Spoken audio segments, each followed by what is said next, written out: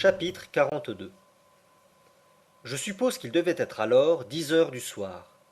Le premier de mes sens qui fonctionna, après ce dernier assaut, fut le sens de l'ouïe. J'entendis presque aussitôt, car ce fut acte d'audition véritable, j'entendis le silence se faire dans la galerie et succéder à ces mugissements qui depuis de longues heures remplissaient mon oreille. Enfin ces paroles de mon oncle m'arrivèrent comme un murmure. Nous montons. Que voulez-vous dire m'écriai-je. Oui, nous montons, nous montons. J'étendis le bras, je touchai la muraille. Ma main fut mise en sang. Nous remontions avec une extrême rapidité. La torche, la torche s'écria le professeur. Hans, non sans difficulté, parvint à l'allumer, et la flamme, se maintenant de bas en haut malgré le mouvement ascensionnel, jeta assez de clarté pour éclairer toute la scène.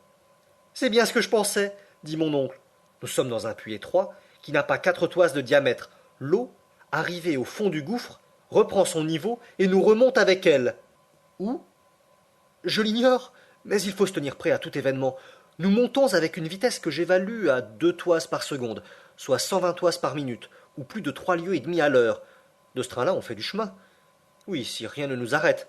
Si ce puits a une issue, mais s'il est bouché, si l'air se comprime peu à peu sous la pression de la colonne d'eau, si nous allons être écrasés. Axel, répondit le professeur avec un grand calme, la situation est presque désespérée.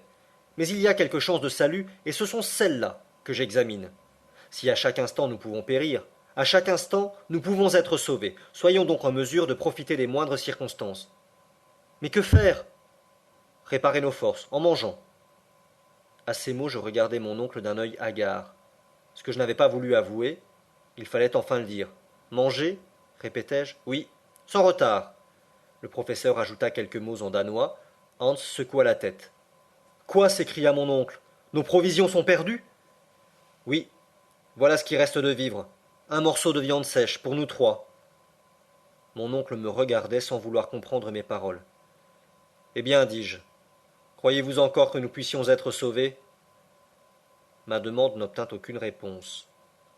Une heure se passa, je commençais à éprouver une faim violente, mes compagnons souffraient aussi, et pas un de nous n'osait toucher à ce misérable reste d'aliments.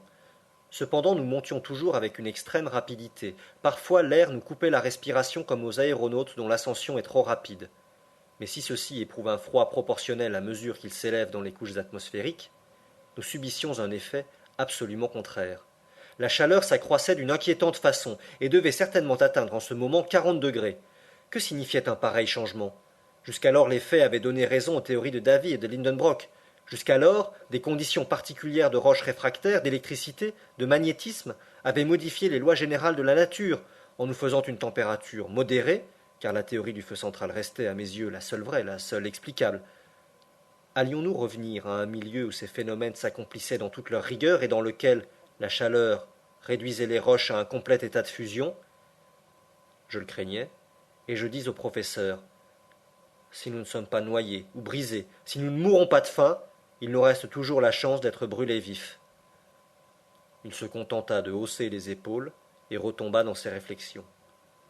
Une heure s'écoula, et sauf un léger accroissement dans la température, aucun incident ne modifia la situation. Enfin mon oncle rompit le silence. Voyons, dit-il, il faut prendre un parti. Prendre un parti? Répliquai-je. Oui, il faut réparer nos forces. Si nous essayons, en ménageant ce reste de nourriture, de prolonger notre existence de quelques heures, nous serons faibles jusqu'à la fin. Oui, jusqu'à la fin qui ne se fera pas attendre. Eh bien, qu'une chance de salut se présente, qu'un moment d'action soit nécessaire, où trouverons-nous la force d'agir si nous nous laissons affaiblir par l'inanition? Eh, mon oncle, ce morceau de viande dévoré, que nous restera-t-il? Rien, Axel, rien. Mais te nourrira-t-il davantage à le manger des yeux? Tu fais là des raisonnements d'un homme sans volonté, d'un être sans énergie. Ne l'espérez-vous donc pas? M'écriai-je avec irritation. Non, répliqua fermement le professeur. Quoi? Vous croyez encore à quelque chance de salut?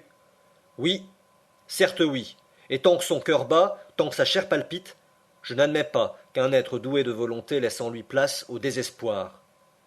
Quelles paroles! L'homme qui les prononçait en de pareilles circonstances était certainement d'une trempe peu commune. Enfin, dis-je, que prétendez-vous faire? Manger ce qui reste de nourriture jusqu'à la dernière miette et réparer nos forces perdues. Ce repas sera notre dernier, soit, mais au moins, au lieu d'être épuisés, nous serons redevenus des hommes. Eh bien, dévorons, m'écriai-je. Mon oncle prit le morceau de viande et les quelques biscuits échappés au naufrage. Il fit 3 portions égales et les distribua. Cela donnait environ 1 livre d'aliments pour chacun. Le professeur mangea avidement, avec une sorte d'emportement fébrile.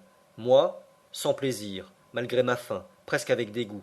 Hans, tranquillement, modérément, mâchant sans bruit de petites bouchées, les savourant avec le calme d'un homme que les soucis de l'avenir ne pouvaient inquiéter. Il avait, en furetant bien, retrouvé une gourde à demi pleine de genièvre. Il nous l'offrit, et cette bienfaisante liqueur eut le pouvoir de me ranimer un peu. Forträfflich, dit Hans en buvant à son tour. Excellente, riposta mon oncle. J'avais repris quelque espoir, mais notre dernier repas venait d'être achevé, il était alors 5 heures du matin.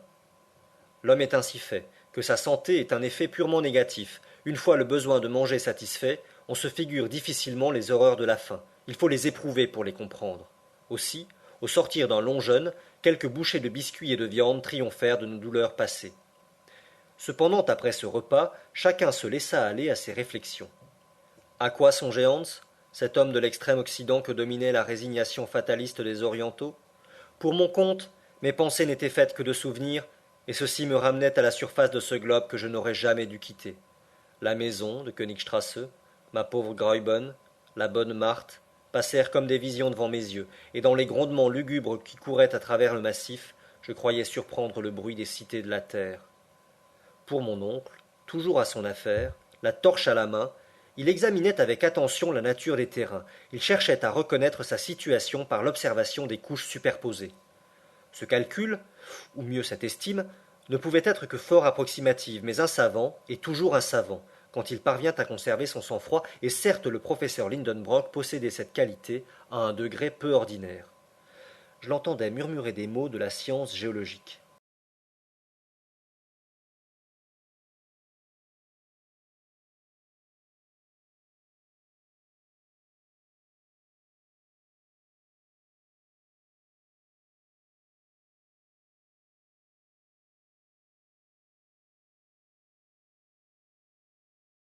Je les comprenais, et je m'intéressais malgré moi à cette étude suprême.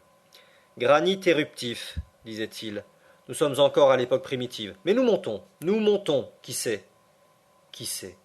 Il espérait toujours. De sa main, il tâtait la paroi verticale et quelques instants plus tard, il reprenait ainsi. Voilà les gneiss. Voilà les micaschistes. Bon, à bientôt les terrains de l'époque de transition, et alors? Que voulait dire le professeur? Pouvait-il mesurer l'épaisseur de l'écorce terrestre suspendue sur notre tête? Possédait-il un moyen quelconque de faire ce calcul?